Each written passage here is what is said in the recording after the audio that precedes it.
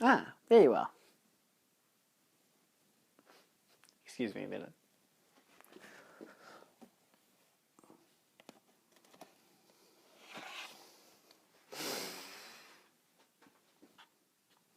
Hi. I went to a convention recently, despite the fact that the outbreak happened right afterwards. Anyway. Whoa, that sounds... Oh, what? Because I got the ticket. Jesus Christ. That sounded really weird for a second. I was like, what the hell is that? But no, it's just...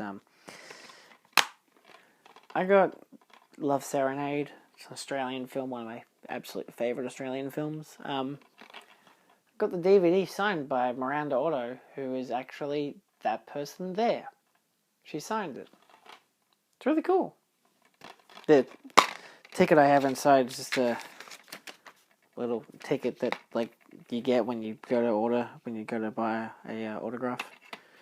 Love Serenade's a really funny film, and I think you should check it out. I don't exactly want to be waving about the DVD all around the place. Look at my DVD, it's signed. Look, if there was a Blu-ray, I would have gotten that signed. But hey, here we are. Most people just got Lord of the Rings signed. Or Sabrina the Teenage Witch. Nevertheless, that's what Miranda Otto is also in. So, Love Serenade is a 1996 Australian film, directed and written by Shirley Barrett. It stars Miranda Otto as Dimity Hurley, Rebecca Firth as Vicky Ann Hurley, and George Stevstoff.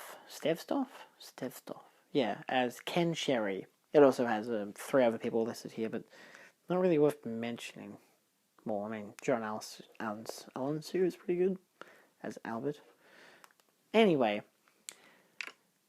this is one of those classic weird-ass Australian films that makes me want to throw my film away. Hey, I did. I watched this film for the first time back in 2017, maybe, I think.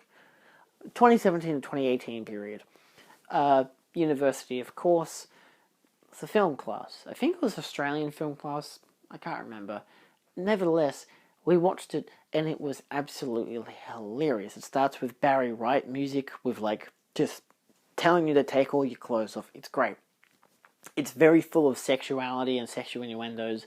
It's absurdist humor, but not too stupid. It's this the weirdest comes out of the performances rather than what happens, because it's a relatively normal thing. It's 2 sisters who happen to live next door to what becomes Ken Sherry. Ken Sherry is a radio DJ from Brisbane who drives into a rural town after a pretty heavy divorce to get away from things and just to get a job somewhere else.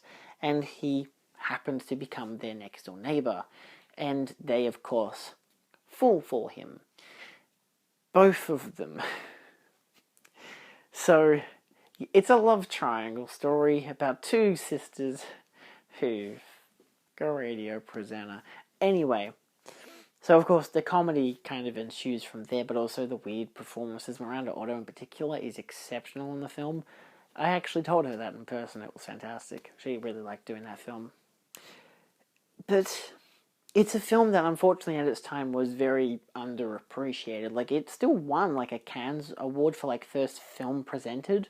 But despite that, even the Australian Film Board was like, no, it's too weird. That's why the French like it. So we're not even going to advertise it or do anything to give it awards during our own award ceremonies, despite the fact that Australia hardly makes any fucking movies.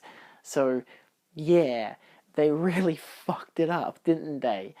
And there's a lot of things, a lot of press talking about the fact that the Australian Film Board are, that and the government, it's one of the two. Either way, a bunch of assholes. So, nevertheless, my future employers, holy shit. It's a change of time, it should be fine. It's 25 years later. Anyway, Jesus Christ. That was 25 years ago. Fuck. Anyway, she's aged really well since then.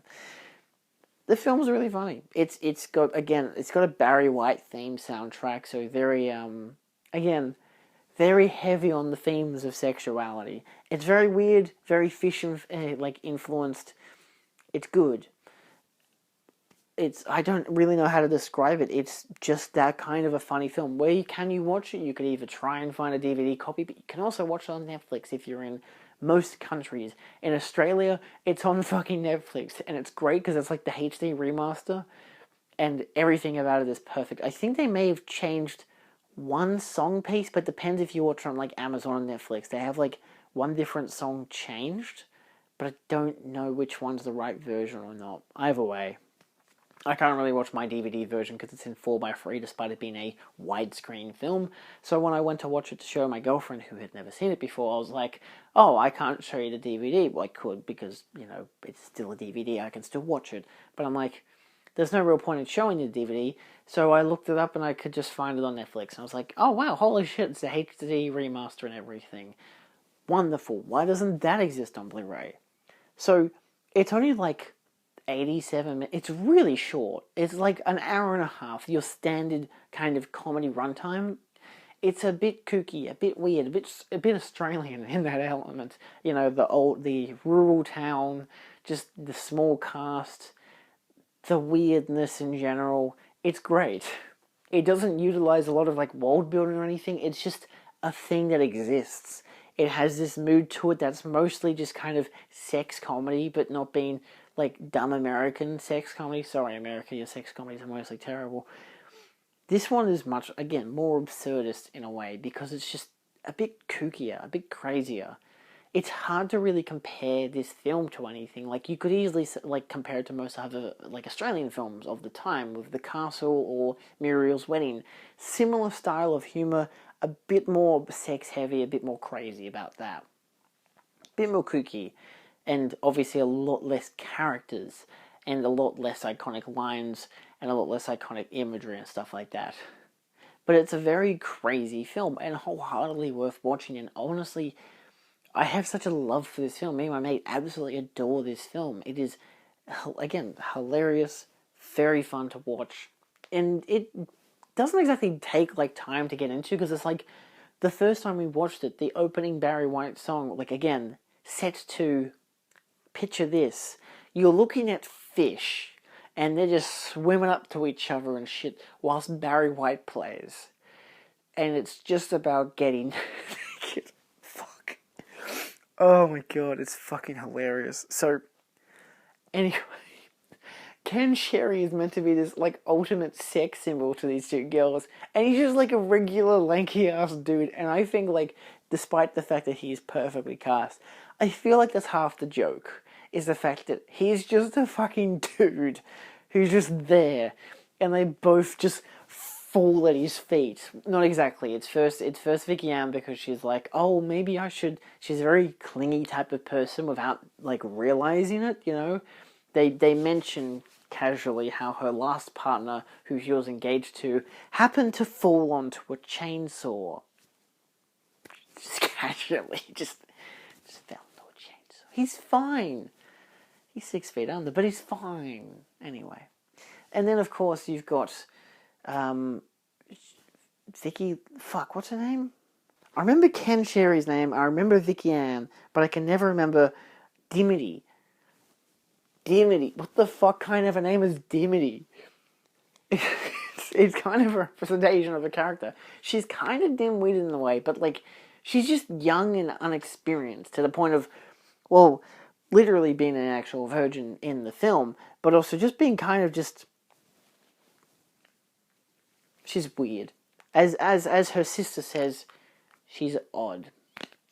Look, nevertheless, outside of me having the bragging right of saying that I met Miranda Otto and got her to sign a DVD copy, that's a pretty dodgy-ass DVD copy of a fucking fantastic Australian film that flies so far underneath the radar it hurts. All I can say is, just go watch this film. If you have Netflix, it's there. Unfortunately not on Stan. That's for Australian people anyway. But it's worth watching. I highly recommend it. It's, again, an hour and a half out of your time. If you don't like it, you don't like it. But it's at least an interesting exploration into the history of Australian cinema. And I wholeheartedly recommend it. I feel like I've said that 17 times in this one video alone. But it's like, it's hard for me to really, like, talk about this film because I wanted to, like, make a video essay about it. But, like, a lot of people I know, fuck, nobody has watched this movie. And it's annoying. It's like, go watch it. So, yeah, hopefully to some degree I have convinced you. Maybe at some stage I will make a video essay, but unfortunately, again, it's hard to get a HD transfer unless I probably pirate the film or something. So we'll see how that goes. But I don't really know how exactly to make a video essay about it outside of just talking about how funny it is and it's weird and you should watch it, and that's the end of the story. Thank you all so much for watching. See you next time. Please watch Love Serenade. It deserves your love and your serenade. And a lemonade. Just because it rhymes. See you next time. Adios. Whoa. Sweet Jesus.